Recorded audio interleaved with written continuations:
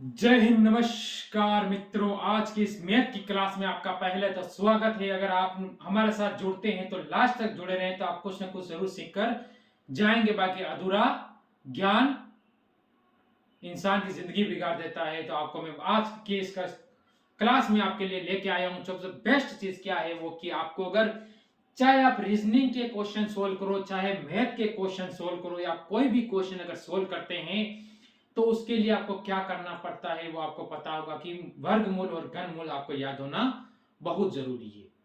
तो ऐसी चीजें मैं इसीलिए आपके लिए लेके आया हूं कि आपको वर्गमूल भी थोड़े बहुत याद हो जाए और थोड़े बहुत आपको घनमूल भी याद हो जाए, जो कि आपको एक अच्छा इंसान बना सके। या आप कहीं भी रहेंगे या कोई भी कंपटीशन एग्जाम की अगर आप तैयारी कर रहे हैं तो आपको वर्गमूल घनमूल आना बहुत जरूरी है।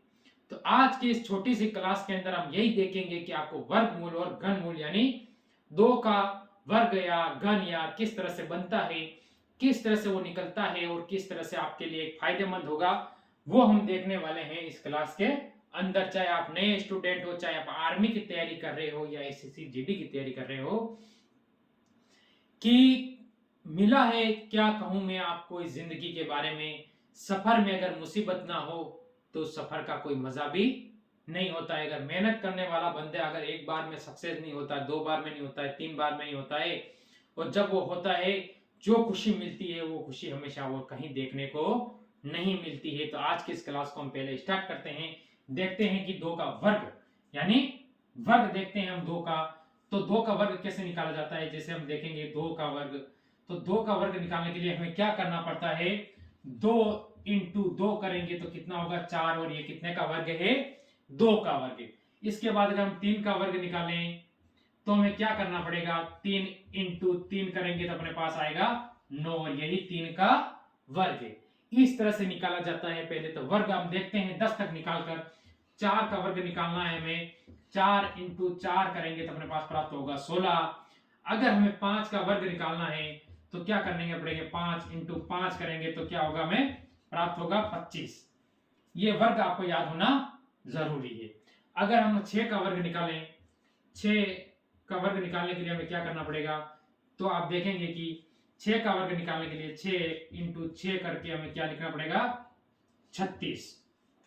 अगर हम यहां से निकालें सात का वर्ग, तो सात का वर्ग आप कैसे निकालोगे, सात इंटू सात तो आपको प्राप्त होगा 49। अगर आप आठ का वर्ग निकालते हैं तो हमें आठ के वर्ग निकालने के लिए आठ इंटू आठ करना पड़ेगा तो हमें प्राप्त होगा 64। अगर हम नौ का वर्ग निकालते हैं तो नौ का वर्ग निकालने के लिए हमें क्या करना पड़ेगा, नौ इंटू नौ करना पड़ेगा तो हमें प्राप्त होगा 81। और अगर हम 10 का वर्ग निकालते हैं तो 10 इंटू 10 हमें करना पड़ेगा तो क्या होगा, अपने पास क्या आएगा, 10 का वर्ग 100। यानी आपको पता चल चुका है कि वर्ग हमने किस तरह से निकाले हैं। दो का वर्ग क्या होता है, चार होता है, तीन का 9 होता है, चार का 16 होता है, पांच का 25 होता है, छह का 36 होता है, सात का 49 होता है, आठ का 64 होता है, नौ का 83 होता है, 10 का 100 होता है। अगर इसी तरह आपको पता हो तो हम अगर 11 का निकालें तो आप देख ले सकते हैं कि 11 का अगर हम वर्ग निकालेंगे तो क्या करना पड़ेगा, 11 इंटू 11 करना पड़ेगा हमें, तो हमें प्राप्त होगा 22 यानी 121। कितने का है, 11 का। 11 इंटू 11 करेंगे तो हमें प्राप्त होगा 121। अगर आप देखें 12 का अगर निकाले तो 12 इंटू 12 करेंगे तो हमें प्राप्त होगा 144। क्या प्राप्त होगा, 144 में प्राप्त होगा। अगर हम 13 का निकालें तो 13 इंटू 13 करेंगे हम तो कितना होगा, 169।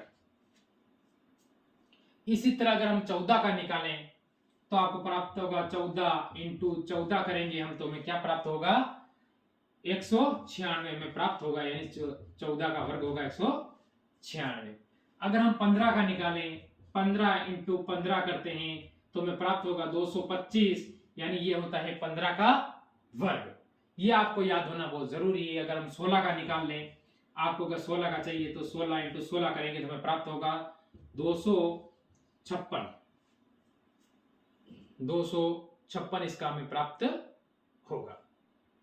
अगर हम क्या करें, आपको पता है अगर हम 17 का निकालें, 17 इंटू 17 करेंगे तो हमें प्राप्त होगा 289 में प्राप्त होगा 17 का वर्गमूल। ये आपको याद होना बहुत जरूरी है। अगर आप किसी भी पेपर की तैयारी कर रहे हैं, आपको 18 का याद करना है, 18 इंटू 18 करते हैं तो हमें प्राप्त होने वाली संख्या क्या होगी? वो होगी 324। क्या प्राप्त होगी? 324। तो अगर हम 19 इंटू अगर 19 करेंगे तो हमें प्राप्त होगा 361, यानी 19 का वर्ग कितना होता है? 361 19 का वर्ग होता है। अब हमें 20 का चाहिए, 20 इंटू 20 करेंगे तो हमें प्राप्त क्या होगा? 20 अगर 20 इंटू 20 करते हैं तो हमें जो प्राप्त संख्या होगी वो होगी 400। क्या प्राप्त होगी? 400। यानी आपको वर्ग याद करने का तरीका याद होना चाहिए कि वर्ग में हमेशा क्या करना पड़ता है? हमें इंटू यानी गुणा करना पड़ता है, तो ही हमें वर्ग हम याद कर सकते हैं। माना कि आपको 20 तक वर्ग तो ऐसे मुंह पर याद होने चाहिए जिससे कि आपका हर क्वेश्चन करना क्या बन जाए? आसान बन जाए। यानी मैं ये नहीं चाहता हूं कि आपका हंसी मजाक करके आपका समय खराब करूं, क्योंकि समय खराब करने से किसी स्टूडेंट की जिंदगी खराब होती है, और वो एक गुरु के लिए सबसे बदकिस्मत होगा जो अपने शिष्य का समय खराब करेगा, या अपने किसी भी इंसान का आप समय खराब करते हो, चाहे वो समय वो कहीं और लगाए या कुछ भी करे, पर आपको समय किसी का खराब नहीं करना चाहिए। अगर आपको मैं आगे और बता दूं, जैसे 121 इंटू 21 कर दे आप, तो आपको प्राप्त होगा 441, यानी 21 का वर्ग क्या होता है।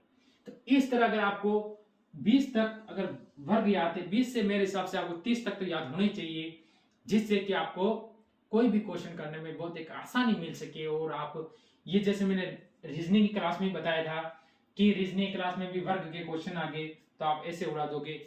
ये वर्ग आपको मैं याद करवा रहा हूँ, ये घन में याद करवा रहा हूँ, ये जब मैं आगे मैथ के सवाल करवाऊंगा, प्रतिशत सवाल कराऊंगा या लाभ हानि कराऊंगा, हर जगह कहीं भी कोई भी सवाल करवाएंगे तो आपको पता रहेगा कि ये वो हर जगह वो चीज आएगी, ये चीज हर जगह आएगी, और ये चीज आपके लिए बहुत महत्वपूर्ण भी होने वाली है।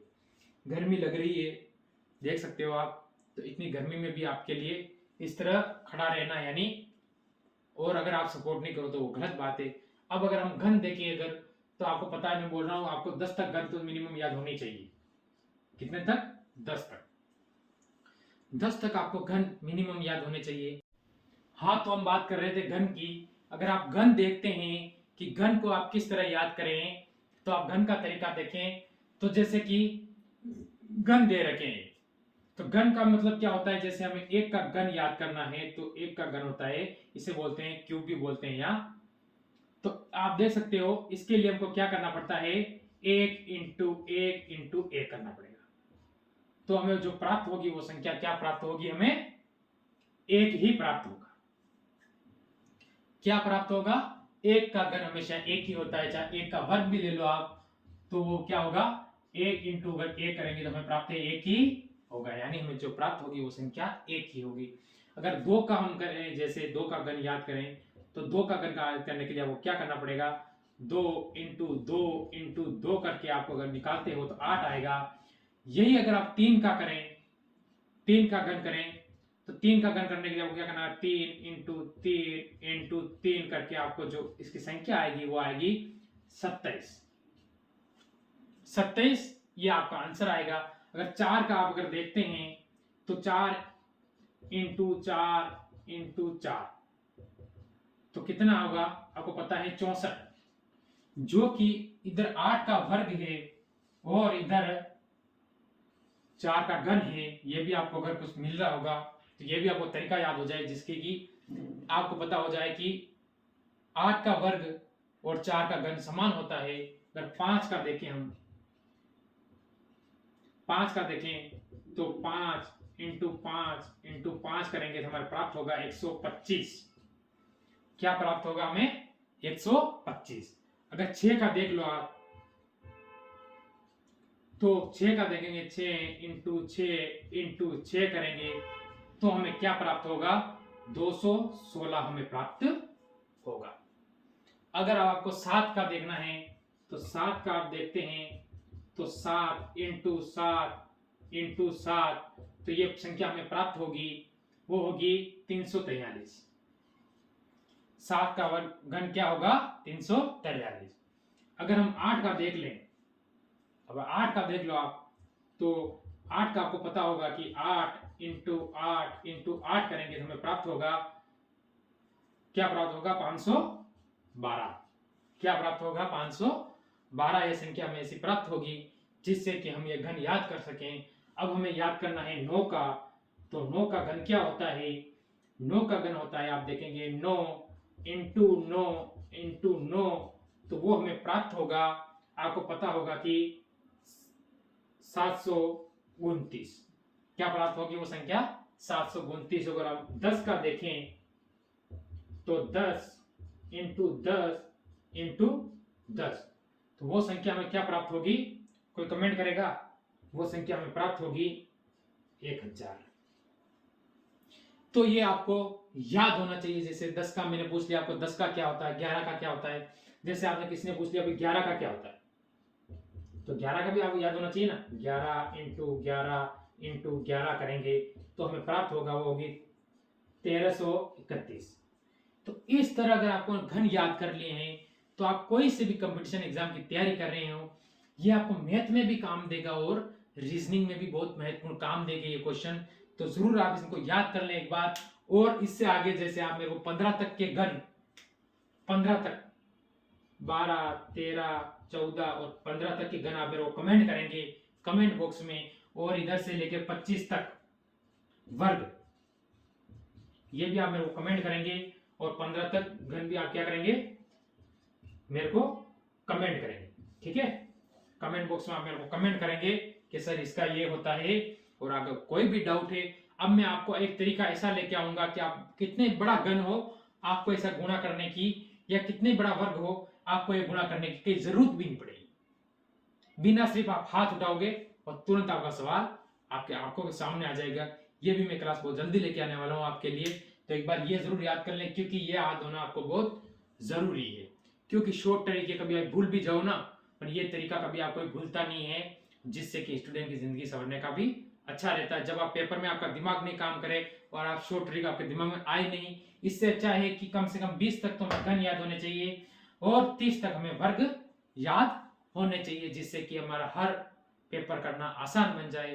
तो कैसी लगी आज की ये घन और वर्ग की क्लास, जरूर कमेंट करें। और सभी बच्चों को मैं उज्जवल भविष्य की कामना करता हूं। इसी के साथ जय हिंद, जय भारत।